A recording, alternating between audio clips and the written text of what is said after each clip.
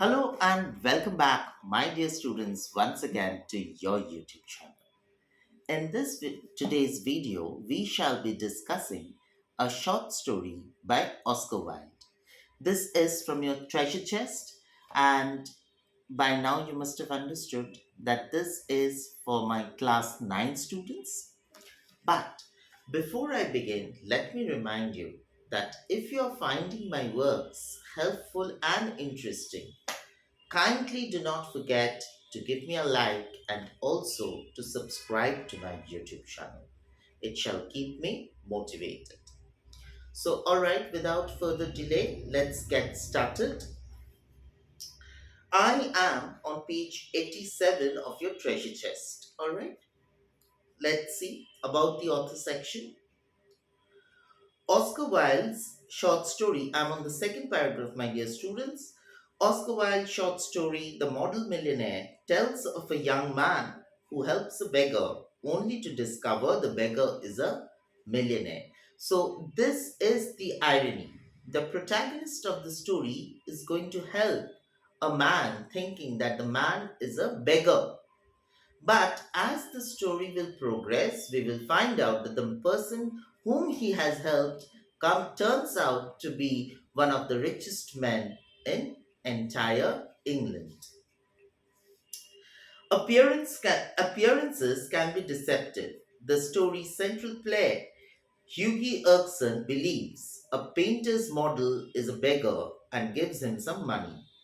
Ironically, the so called beggar is in fact one of Europe's wealthiest socialists who has commissioned the artist to paint his portrait. With the millionaire dressed in rags, this act of generosity and the normalization of charity without an expectation of reward in turn is what makes the giver truly noble. So, Hughie turns out to be a philanthropic individual because of the larger heart that he possesses. The author's final play on the words model millionaire and millionaire model brings out the power of syntax and emphasizes the sheer goodness of the central character. All right, let's see. The Model Millionaire by Oscar Wilde. Unless one is wealthy, there is no use of being a charming fellow. Romance is the privilege of the rich, not the profession of the unemployed. This strangely reminds me of the opening lines of Jane Austen's famous novel Pride and Prejudice. Those of us who've read Pride and Prejudice in class 8 will be able to recall this. Why I'm telling you this?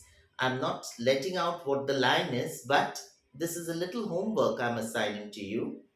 Please find out what is the opening line of the novel, Jane Austen's novel, Pride and Prejudice, and you will see how eerily similar these two lines are. All right. So the author makes, or rather, the speaker makes a comment, or rather, an observation that romance is the privilege of the rich. If you're not wealthy enough, you are not entitled to love someone. Okay? You will not be accepted by society. The poor should be practical and prosaic. It is better to have a permanent income than to be fascinating. These are the great truths of modern life, which Hughie Erkson never realized. So he never conformed to the ideas of society. Poor Hughie, intellectually, we must admit, he was not much of importance. He never said a brilliant or even an ill natured thing in his life. But then he was wonderfully good looking with his crisp brown hair, his clear cut profile, and his grey eyes. So he was one of the most handsome men that you would come across. Uh, he was as popular with men as he was with women, and he had every accomplishment except that of making money. So, this was the flaw in his character. He was exceptionally good looking, but he did not have a stable income. He did not feel the need to have a stable income. All right. Uh, his father had bequeathed him his cavalry sword and a history of the Peninsular War in 15 volumes. History of the Peninsular War is the name of a book. This is one book, my dear children, and it was given in 15 volumes. 15 parts were there of this one book. Okay. Along with that, he had inherited a cavalry sword from his father. Okay, Hughie hung the first over his looking glass, put the second, that is the book, that is the name of the book was A History of the Peninsular War. This books, the 15 books, were placed where? On a shelf between Ruck's Guide and Bailey's magazine and lived on 200 a year. That an old aunt allowed him. So 200 guineas probably or pounds that the poet that the speaker has not really, the narrator has not really specified. Okay, so that was the little allowance that was given to him. He had tried everything. He had gone on the stock exchange for 6 months, but what was a butterfly to do among bulls and bear? This is a metaphor. He had been a tea merchant for a little longer, but had soon tired of Pico and Shishon. Then he had tried selling dry sherry. That did not answer. The sherry was a little too dry. Ultimately, he became nothing, a delightful, ineffectual young man with a perfect profile and no profession. So we see Hughie Erkson had tried everything. It's not that he did not want to do anything, but he had tried. But then there was the urge was missing, and he did not get that zeal in him to keep him going. So ultimately, despite trying his hands at several trade, when he realized that this is not his true calling, he stopped everything and ultimately became nothing, a delightful, ineffectual young man with a perfect profile and no profession. To make matters worse, he was in love. And what has been told right in the beginning of the story? Romance is the privilege of the rich. So he did not have a stable source of income, yet he had fallen in love. The girl he loved was Laura Merton, the daughter of a retired colonel who had lost his temper and his digestion in India and had never found either of them again. Laura adored him and he was ready to kiss her shoestrings. They were the handsomest couple in London and had not a penny piece between them. The colonel was very fond of Hughie but would not hear of any engagement. Obviously, the father was a practical man. He wanted a secured future for his daughter. And so he did not dislike Hughie, but then he had his reservation that since he did not have a stable source of income, he was unwilling to let his daughter's hand to Hughie. Come to me, my boy, when you have got 10,000 pounds of your own, and we will see about it, he used to say. And Hughie looked very glum, that is sad, on those days, and had to go to Laura for consolation. One morning, as he was on his way to Holland Park, where the Mertons lived, he dropped in to see a great friend of his, Alan Trevor. Trevor was a painter, but he was also an artist. And artists are rather rare because nobody is usually a professional artist these days. Okay, the zeal is not there, the calling is not there from within for most. Personally, he was a strange, rough fellow with freckled face and a red, ragged beard, so he was extremely unkempt. However, when he took up the brush, he was a real master and his pictures were eagerly sought after. He had been very much attracted by Hughie at first. It must be acknowledged entirely on account of his personal charm. So, because Hughie was exceptionally good looking, Alan Trevor was, um, what should I say, greatly inspired and greatly influenced into forging a friendship with him because he was an artist. He was an artist and he wanted to paint all the good things. So, because Hughie was such a good looking personality, probably he wanted to paint him someday also. We do not know, nothing has been specified in the story. He had been very much attracted by Yugi at first, it must be acknowledged, entirely on account of his personal charm. The only people a painter should know, he used to say, are people who are beautiful, people who are an artistic pleasure to look at, and an intellectual repose to talk to. Men who are dandies and women who are darlings rule the world. At least they should do so. However, after he got to know Yugi better, he liked him quite as much for his bright, buoyant spirits and his generous, reckless nature. See, generous, reckless, generously reckless. So, this is, the kind of adjective that has been used to describe Yugi and had given him the permanent entry to his studio. Studio is the place where he would, paint his pictures, and Yugi had the permission to come in anytime and every time. When Yugi came in, he found Trevor putting the finishing touches to the wonderful life-size picture of a beggar man. The beggar himself was standing on a raised platform in a corner of the studio. He was a wizened old man with a face like wrinkled parchment and a most piteous expression, so he was extremely old and in a very bad shape. Over his shoulders was flung a coarse as rough, brown cloak, all tears and tatters. His thick boots were patched and cobbled, and with one hand he leaned on a rough stick, while with the other he held out his battered hat for alms, that is, money. What an amazing model, whispered Hughie, as he shook hands with his friend, because he looked so real and painstakingly. The man was so uh, a sorry sight to look at. He was so poor that Hughie ended up saying, "What an amazing artist." An amazing model, shouted Trevor at the top of his voice. I should think so. Such beggars as he are not to be met with every day. A living Valis. My stars, what an etching Rembrandt would have made of him. A famous artist. Okay? Poor old chap, said Hughie. How miserable he looks, but I suppose to you painters, his face is his fortune because he's selling the expression on his face, right? Certainly, replied Trevor. You don't want a beggar to look happy, do you? How much does a model get for a sitting? Asked Hughie as he found himself a comfortable seat on a divan. A shilling an hour. And how much do you get for your pictures, Alan? Oh, for this I get 2,000 pounds? Guineas. Painters, poets, and physicians always get guineas. That is a good amount. Well, I think the model should have a percentage, cried Hughie, because you're cashing in on the model, but you're paying the model in peanuts. That cannot be the way.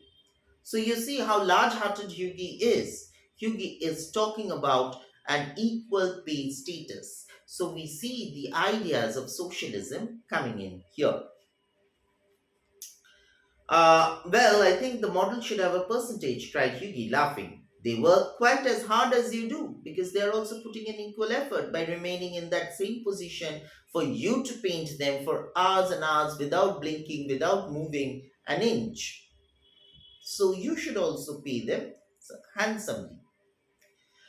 Uh, Nonsense, nonsense. Why look at the trouble of laying on the paint alone and standing all day long at one's ease? It's all very well, Hughie, for you to talk, but I assure you that there are moments when art almost attains to the dignity of manual labor.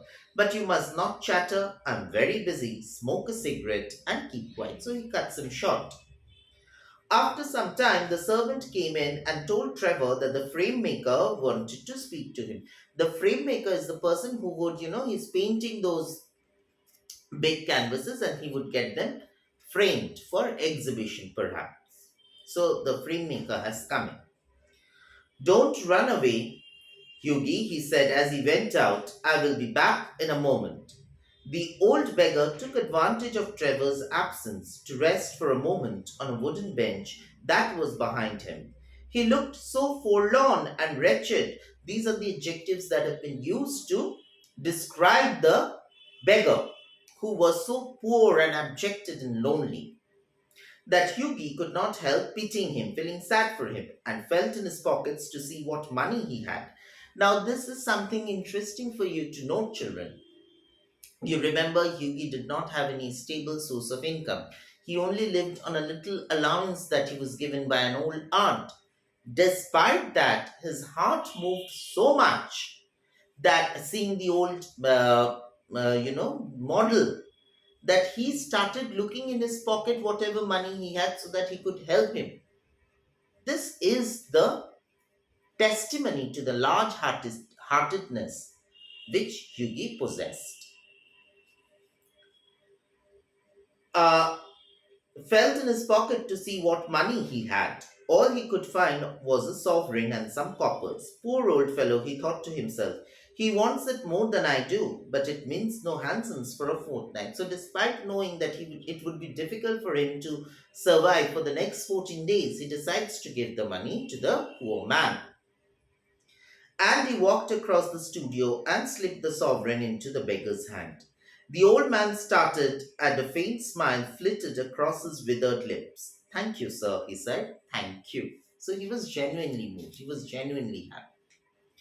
Then Trevor arrived, and Hughie took his leave, blushing a little at what he had done. He spent the day with Laura, got a charming scolding for his extravagance, and had to walk home.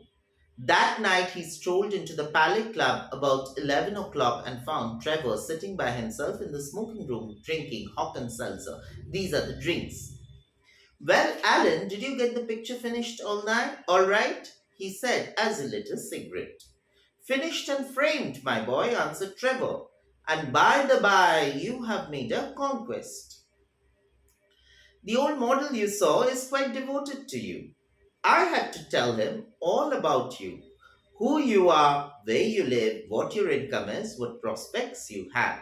So, all the details about Hughie Erkson have been divulged. My dear Alan, cried Hughie, I shall probably find him waiting for me when I go home. But of course you are only joking, poor old wretch. I wish I could do something for him. I think it is dreadful that anyone should be so miserable. He is genuinely moved by the pitiable condition of the old man. I think it is dreadful that anyone should be so miserable in such a bad shape and condition. Uh, I have got heaps of old clothes at home. Do you think he would care for any of them? Why, his rags were falling to bits.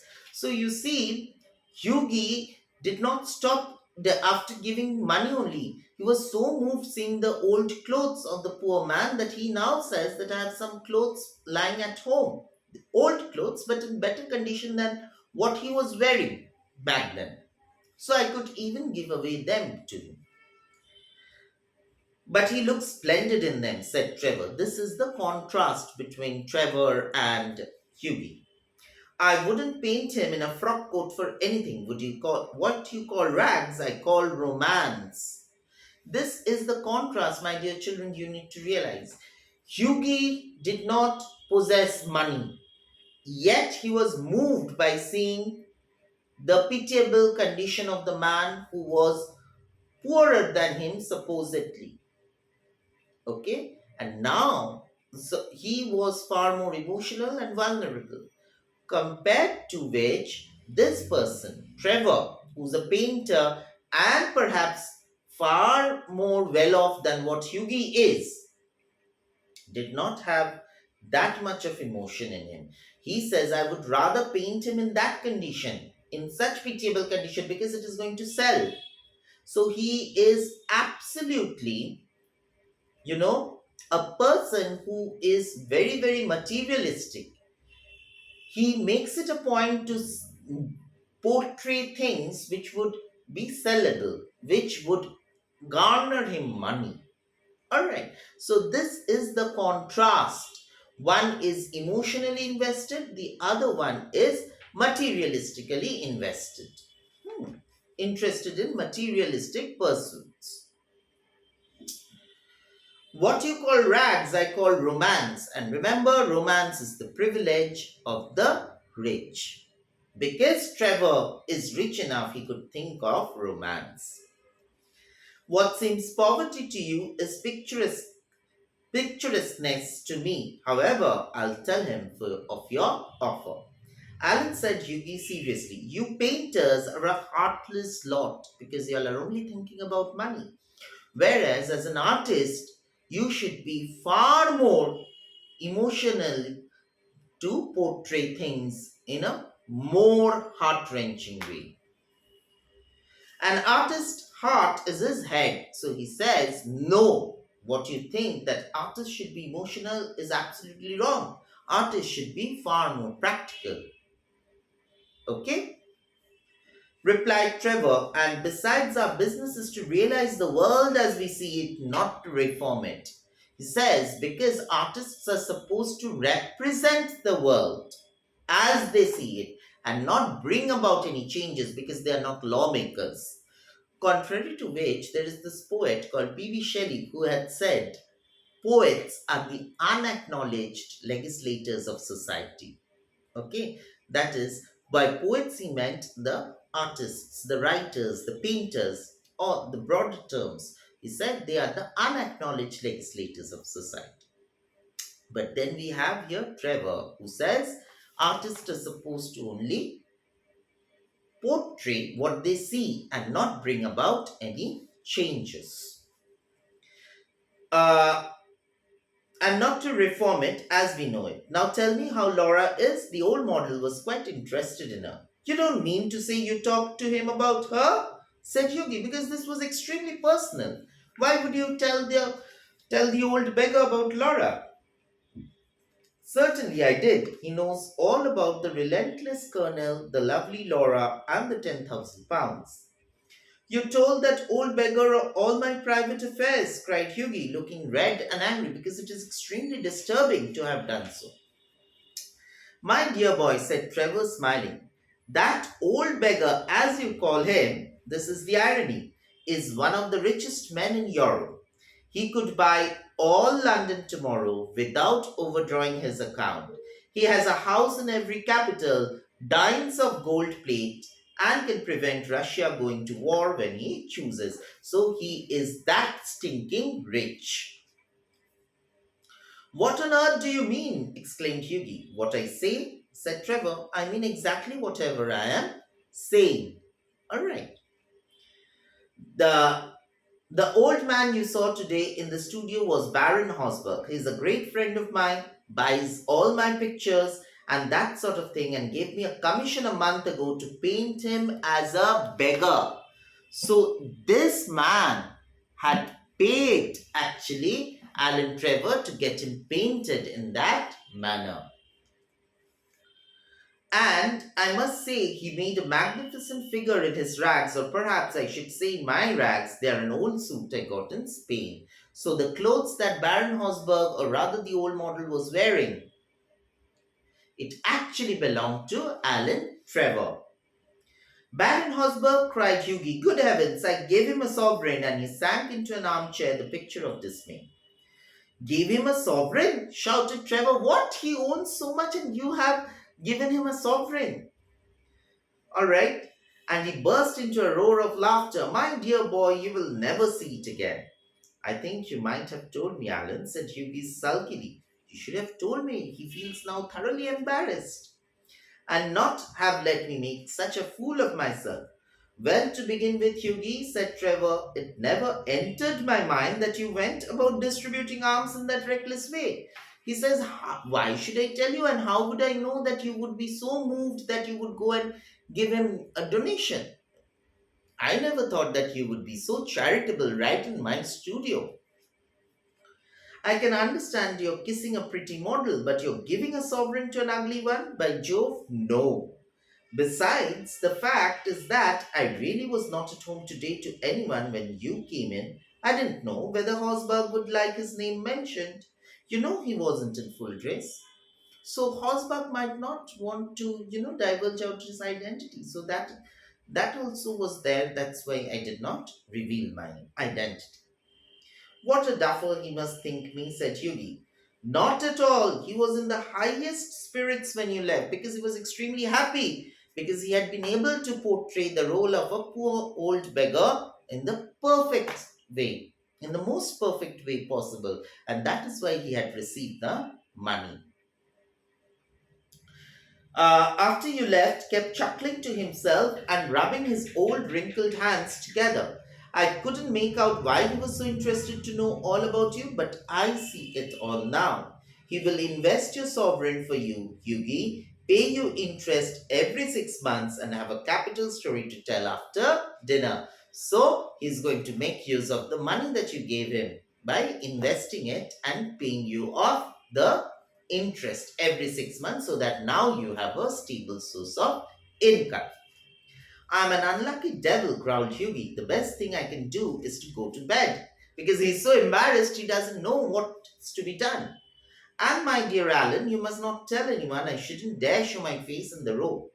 Nonsense. It reflects the highest credit on your philanthropic spirit, Hughie. And don't run away. Have another cigarette and you can talk about Laura as much as you like, so you need not feel so worked up. However, Hughie would not stop but walked home feeling very unhappy and leaving Alan Trevor in fits of laughter. The next morning, as he was at breakfast, the servant brought him a card on which was written Monsieur Gustave Nordin on behalf of Monsieur Le Baron Hosberg. So Mr. Hosberg had sent in a person on his behalf to meet Alan. Hughie.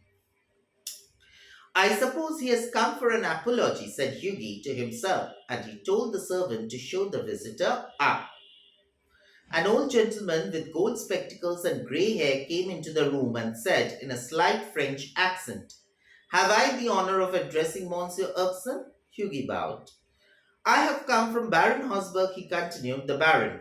I beg, sir, that you will offer him my sincerest apologies, stammered Hughie, because Hughie is thinking that he's come in for asking an apology.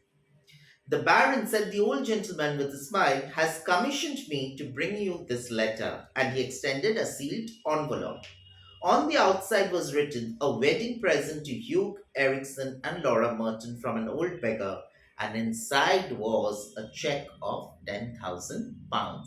So Mr. Baron this Baron Hosberg has sent him £10,000 as wedding gift. The £10,000 which the girl's father, Laura Merton's father, had asked him to own. When they were married, Alan Trevor was the best man, and Baron made a speech at the wedding breakfast. Millionaire models, remarked Alan, are rare enough. But, by Jove, model millionaires are rarer still. This is a very significant line. Millionaire models. Models who have a lot of money are rare. This is what Alan is saying.